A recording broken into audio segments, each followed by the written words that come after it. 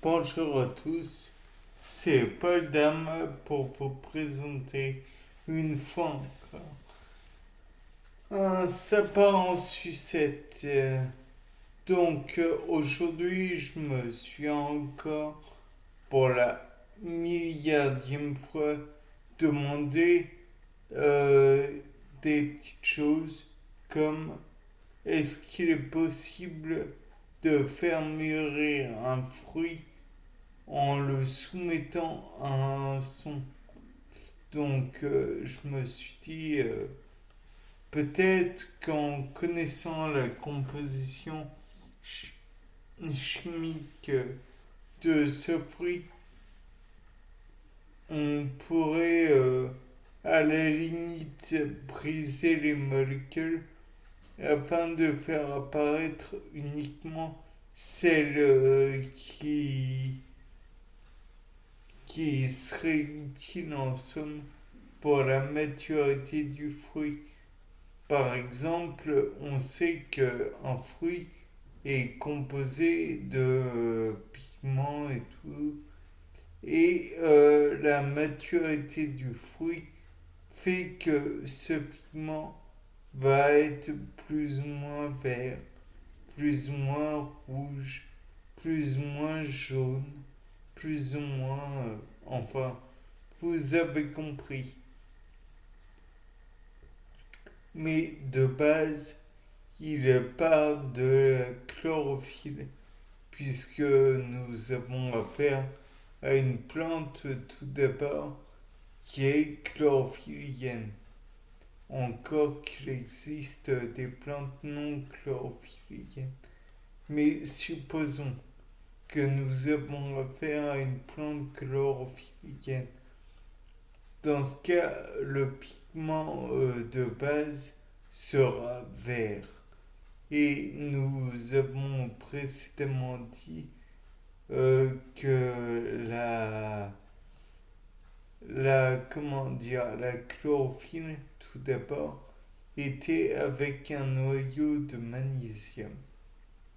Bon, et si l'on retirait ce noyau de magnésium, là, en faisant vibrer les différentes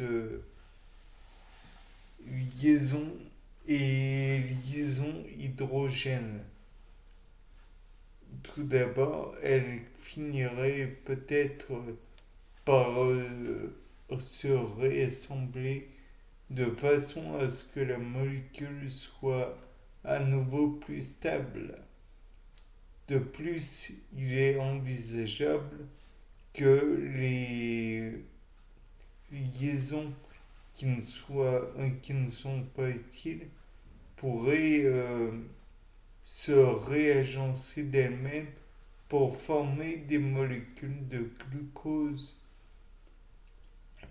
De plus, il est certain que le fruit en lui-même contient par la suite euh, au, en- au niveau de la maturité, quand il n'est pas encore en pleine maturité, il contient beaucoup de vitamine C, le fameux acide ascorbique. Donc peut-être que en faisant en sorte que les molécules vibrent, elles pourraient se lier les unes aux autres de telle façon à ce que la vitamine C perde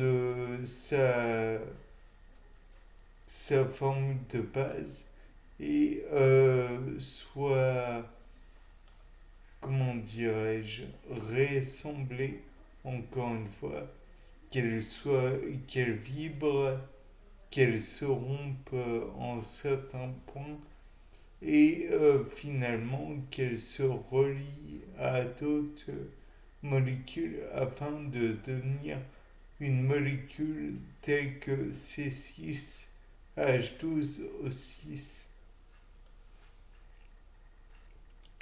Il est tout de même possible que cette molécule devienne un disaccharide tel que C12H24O11. Je réfléchis. Non, d'abord c'est C12H22O11. Et donc de là, on peut envisager déjà une certaine proximité avec un fruit mûr. Néanmoins, il y reste un problème de taille, à savoir que par exemple, il faut que toutes les fibres, donc ce sont des polymères de glucose, je le rappelle, euh, deviennent des glucoses simples. Donc, encore une fois, je présume qu'avec le son adapté, on peut briser les liens qui se sont faits entre les différents glucoses afin que ces molécules deviennent à peu près digestibles. Je pense de plus que cela peut se faire, mais au terme de beaucoup de sons, de beaucoup d'émissions de bruit, de beaucoup d'émissions de musique différentes.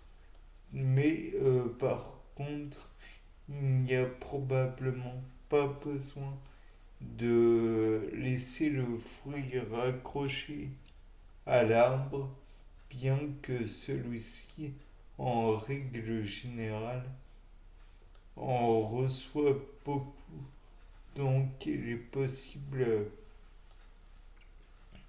que le son euh, produise lui-même dans la nature les effets que l'on cherche à reproduire.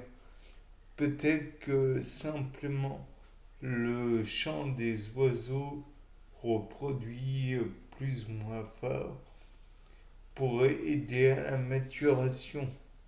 Peut-être que le bruit du vent dans les feuilles pourrait lui aussi aider à la maturation. Peut-être que les simples bruits de, comment, de craquement des branches parce qu'elles se brisent pourraient aider à la maturation une nouvelle fois. Tout est envisageable, rien n'est stupide.